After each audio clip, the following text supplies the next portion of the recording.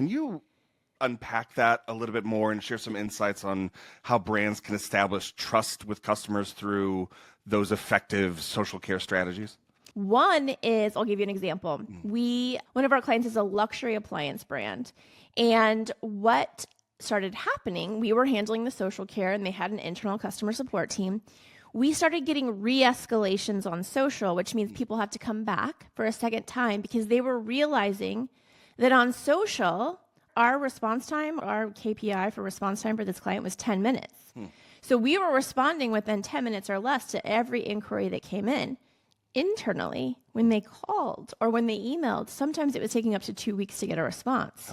You cannot have that big of a mismatch between your online presence, your online channels, and your internal traditional channels. It just doesn't work, right? Sure. People will notice, and then you start to get re-escalations.